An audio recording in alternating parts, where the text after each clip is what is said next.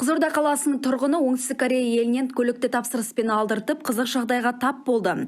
Тілшіміз оқиға орнынан. Енді мына менің ұлым, мына келген машинамен бірге комплектациямен келген кәріс қызға ой кетіп, тоқал қылып алғысы келіп жүр. Негізі мен тоқал алуға, ұлымның тоқал алуына қарсымын.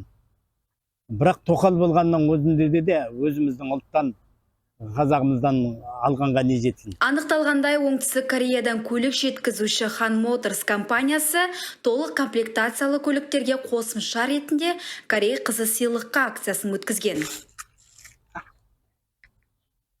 Тиме, обал болады ғой, қайтару керек қой. Папашке алдыртқанбыз ғой машинаны, Han Motors'тан, Кореядан.